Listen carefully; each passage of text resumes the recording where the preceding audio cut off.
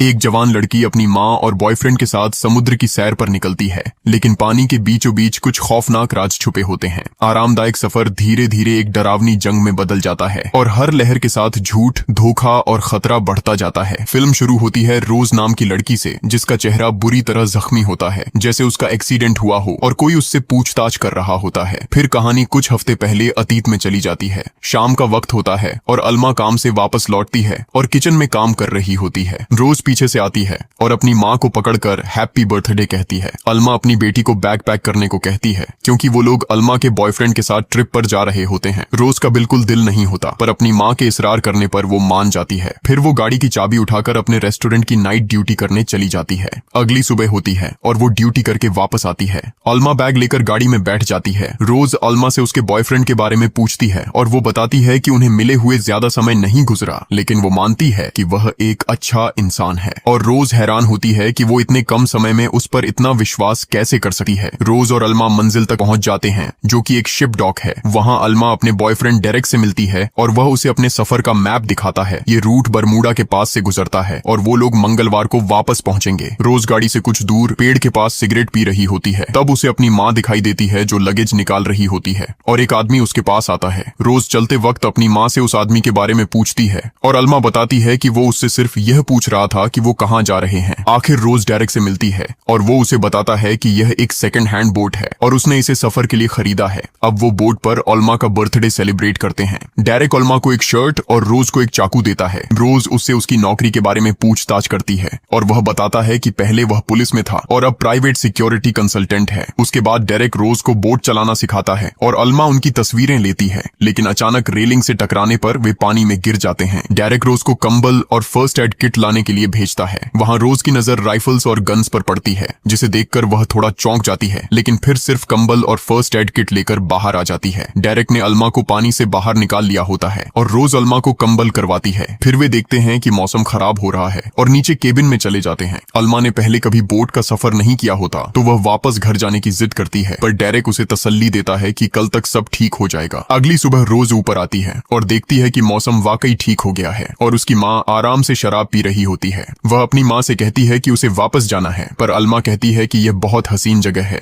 और उसे भी मजा करना चाहिए। फिर डेरेक भी आ जाता है और रोज उससे राइफल्स के बारे में पूछती है। डेरेक बताता है कि उसने गन्स हिफाजत के लिए रखी है और इसके अलावा उसे गन्स का शौक भी है। रोज कहती है कि उसे राइफल चलानी है और डेरेक खुशी खुशी उसे राइफल चलाने देता है और उसकी परफॉर्मेंस की तारीफ भी करता है। रोज को एक लैपटॉप मिलता है और उस पर वह देखती है कि उनके आसपास एक बोट शो हो रहा है। फिर वह ऊपर जाकर बाइनोक्यूलर से उस बोट को ढूंढती है। अल्मा और डेरेक ड्रिंकिंग में मशगूल होते हैं और वे रोज को भी बुलाते हैं। रोज एक ड्रिंक पीकर डीली पड़ जाती है और अपने बेड पर जाकर सो जाती है। जब वह उठती है तो उसे कुछ शोर सुनाई देता है। वह निकल कर देखती है कि एक बोट आ रही होती है और सीधा उनकी बोट में घुस जाती है। फिर कुछ आदमी उनकी बोट पर घुस आते हैं और वे डेरेक से कुछ मांग रहे होते हैं। अल्मा उन्हें चले जाने को कहती है तो वे अल्मा को जख्मी कर देते हैं। ये वही आदमी है जो शुरुआत में अल्मा को कार के पास मिला था। डेरेक सिर्फ यही बात कर रहा होता है कि वह नहीं जानता कि वे लोग क्या कह रहे हैं। अल्मा रोज को देखती है और उसे छिपे रहने को कहती है। फिर वे लोग अल्मा को शूट कर देते हैं और डेरेक के कंधे पर भी गोली लगती है और वह पानी में गिर जाता है। वे केबिन में अपनी चीज ढूंढने आते हैं और रोज डरी हुई गन के साथ छिपी होती है। जब उन्हें कुछ नहीं मिलता तो वे बोट को आग लगाकर चले जाते हैं। रोज बाहर निकलती है और सबसे पहले फायर एक्सटिंग्विशर से आग बुझाती है। फिर अपनी माँ की डेड बॉडी देखकर सदमे में चली जाती है। अब उसे समझ नहीं आता वह क्या करे। बोट बुरी तरह जल गई होती है और इंजन भी काम नहीं कर रहा होता है। वह इंजन ठीक करने की कोशिश करती है पर नाकाम हो जाती है। फिर उसे पानी में एक आवाज सुनाई देती है। डेरेक अभी भी जिंदा होता है और रस्सी के साथ बंधा हुआ होता है। वह उसे ऊपर खींचती है और पानी पिलाती है। वह एक डिवाइस उसके पास लाती है और पूछती है कि यह क्या करती है, पर डेरेक उसे बेकार कहकर बात टाल देता है। दरअसल उस डिवाइस से सैटेलाइट को सिग्नल भेजा जाता है। डेरेक उसे सेल बांधने और आगे बढ़ने के लिए कहता है। बार बार कोशिशों के बाद वह आखिरकार सेल बांधने में कामयाब हो जाती है। अगले दिन डेरेक रोज को बैंडेज करने के लिए बुलाता है। डेरेक उसे किसी भी कीमत पर बोट शुरू करने को कहता है और फिर बेहोश हो जाता है। रोज अपनी तरफ से कोशिश करती है पर नाकाम रहती है।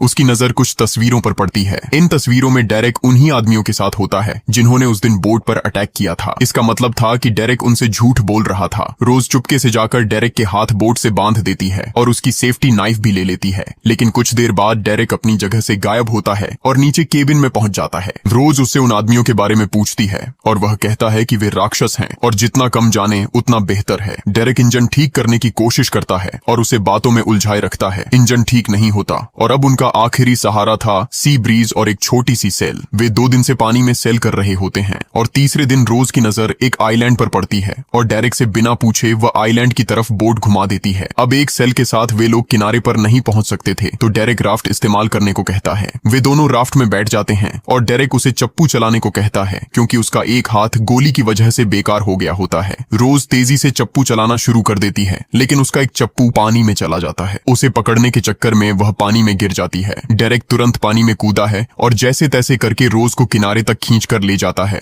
लेकिन रोज सांस नहीं ले रही होती। फिर वह उसे सीपीआर करके वापस होश में लाता है। जब वह होश में आती है तो आसपास कोई नहीं होता। डेरेक एक छोटी सी गुफा में होता है और वहां पीने का पानी भी होता है। रोज भी पानी पीती है। रोज और डेरेक उस खाली आइलैंड पर चल रहे होते हैं तो रोज डेरेक को वापस चलने को कहती है पर शाम होने वाली होती है और अंधेरे की वजह से डेरेक एक रात रुकने को कहता है। रोज राफ्ट में जाकर लेट जाती है और डेरेक बाहर आग लगाकर बैठ जाता है। रोज को नींद नहीं आती और वह भी डेरेक के पास बाहर बैठ जाती है और यहीं डेरेक की असलियत खुलती है। वह उसे बताता है कि वह ईमानदार पुलिस अफसर था। 10 साल उसने पुलिस में गुजारे लेकिन उसे कोई फायदा नहीं हुआ। उसकी बीवी उसे हारने वाला समझकर छोड़ गई थी। फिर उसने बुरे लोगों के साथ काम करना शुरू कर दिया और खूब पैसा कमाया। ये लोग खूबसूरत लड़कियों की तस्करी करते थे। उसने उनसे आगे निकलने की कोशिश की और एक कीमती सामान चुरा लिया था। उस रात बोट पर कप्तान के लोग आए थे और उसी में उसकी माँ मारी गई। वह जानता था कि उसकी माँ बहुत नरम दिल की औरत है और उसने यह ट्रिप भी इसी वजह से लिया था ताकि वे एक साथ समय गुजारें। डेरेक उसे बताता है कि उसने गांठ बांधने में गलती की थी और बहाने से सिखाने के चक्कर में उसका हाथ बांध देता है। रोज की नजर फिर उस डिवाइस पर पड़ती है जिसे उसने बेकार कहा था। वह उससे पूछती है कि अगर यह बेकार है तो उसने अभी तक क्यों रखा हुआ है। अब डेरेक उसे बताता है कि यह SOS सिग्नल सैटेलाइट को भेजता है और इस तरह उनकी लोकेशन पता चल सकती है, पर वह ऐसा नहीं करेगा क्योंकि उसे रोज से पहले निपटना है। यह सुनते ही रोज के कान खड़े हो जाते हैं और अब उसे समझ आता है कि डेरेक क्या करना चाहता है। वह उसे मुक्का मारकर उसकी गन निकाल लेती है। वह उस पर गन तानकर उससे डिवाइस एक्टिवेट करने को कहती है लेकिन डेरेक नहीं मानता और वह ट्रिगर दबा देती है। गन का मैगजीन डेरेक ने पहले ही निकाल लिया होता है और गन से कोई गोली नहीं निकलती। डेरेक रोज पर हमला करता है और उनकी हाथापाई हो जाती है। रोज जैसे तैसे बच निकलती है। डेरेक गन लोड करके उस पर गोलियां चलाता है लेकिन रोज फिर भी बच जाती है। अब रोज रात के अंधेरे में डेरेक से भाग जाती है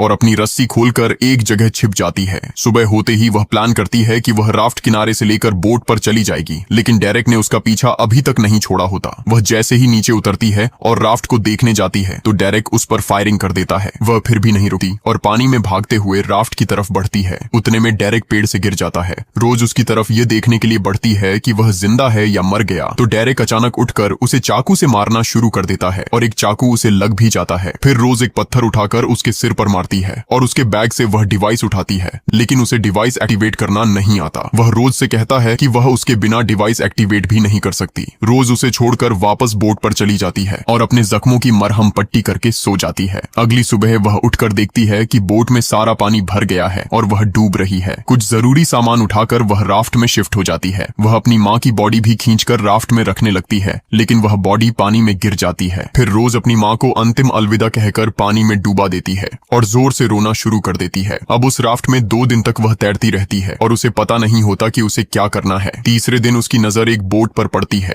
वह एक फ्लेयर मारती है लेकिन शायद सूरज की तेज रोशनी की वजह से वह दिखाई नहीं देता और वह बोट चली जाती है। रात को वह बोट उसे बचाने के लिए वापस लौटती है। जब वह बोट पर आती है तो वहाँ का माहौल उसे ठीक नहीं लगता। सबके हाथ में बंदूकें होती हैं। इन सब लोगों की बातों से उसे मालूम होता है कि ये लोग कप्तान के लोग हैं और यह शिप कप्तान की है। वह कोई रिएक्शन नहीं देती और उसके बाद वह उसे एक कमरे में ले जाता है और वहाँ उसे खाना देता है। वहाँ एक लड़की टबैथा नशे की हालत में पहुंच जाती है। एक आदमी आकर उसे तुरंत ले जाता है। इससे रोज और चौकन्नी हो जाती है कि यहाँ और भी लड़कियां होंगी और अगर डेरेक की बात सही है तो ये लोग लड़कियों की स्मगलिंग करते हैं। रोज नहाने जाने का जोर देती है। नहाने के बाद वह अच्छी तरह तैयार होती है और कप्तान को ढूंढने निकल पड़ती है। वहाँ एक आदमी के आसपास भीड़ जमा होती है और वह उस आदमी से पूछती है कि क्या वह कप्तान है। उसके जवाब के बाद रोज उससे बातें करने लगती है और उसके पास जाने की कोशिश करती है। मौका मिलते ही वह उसके सिर पर वार करती है और वह मर जाता है। वह तुरंत वहाँ से गायब होकर टबैथा के पास पहुंच जाती है। दूसरी तरफ कप्तान के आदमी कप्तान की लाश देखकर चौंक जाते हैं और अलर्ट जारी कर देते हैं। इधर रोज टबैथा से गनों के बारे में पूछती है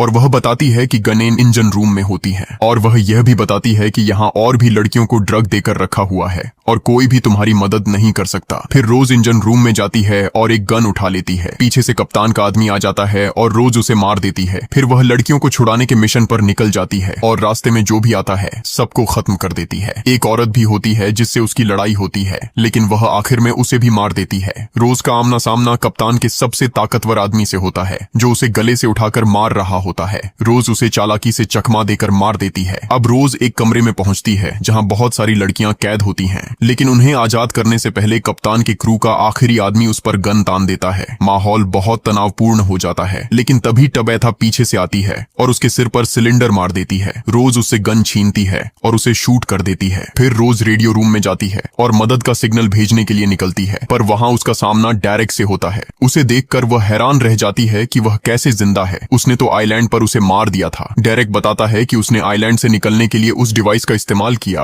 और कप्तान से तुम्हारे बदले में डील की। उसने कप्तान के साथ एक जबरदस्त प्लान बना रखा था जिसे रोज ने बिगाड़ने की कोशिश की और अब कोई उसे बचा नहीं सकता। वह रोज को पीटना शुरू कर देता है। रोज हंसना शुरू कर देती है और बताती है कि उसने कप्तान को मार दिया है। यह सुनकर डेरेक उसे जोर से मारता है और वह सीढ़ियों से गिर जाती है। वह गन लेकर उसकी तरफ बढ़ता है, पर रोज वहां से फरार हो चुकी होती है। वह उसके खून के निशान के पीछे चलने लगता है और अचानक रोज केमिकल का धुआं छोड़ देती है, जिससे डेरेक तुरंत गिर जाता है। रोज फिर चाकू से उसे मार देती है। अब वह सुकून की सांस लेती है कि कप्तान के सारे आदमी मारे जा चुके हैं। तभी टबैथा आ जाती है और रोज को बाहर कुछ दिखाने ले जाती है, जहां उसे पोर्ट दिखाई देता है। सारी लड़कियां अपने घर वापस जाने पर बहुत खुश होती हैं। मूवी वापस उसी सीन पर आती है जहां से शुरू हुई थी। पुलिस ऑफिसर जो रोज से पूछताछ कर रहा होता है उसे शाबाशी देता है। वह उसे वापस घर भेजने को कहता है, लेकिन रोज बहुत दुखी होती है और कहती है कि इस दुनिया में उसका कोई नहीं और वह वापस नहीं जाना चाहती। पर ऑफिसर उसे तसल्ली देता है और आने वाले भविष्य के लिए शुभकामनाएं देता है। अगर आपको ये वीडियो पसंद आई हो तो लाइक करना मत भूलना। नीचे कमेंट करके बताना कि आपको ये स्टोरी कैसी लगी और सब्सक्राइब करना मत भूलिए ताकि अगली थ्रिलिंग कहानी सबसे पहले देख सकें। मिलते हैं अगली स्टोरी में।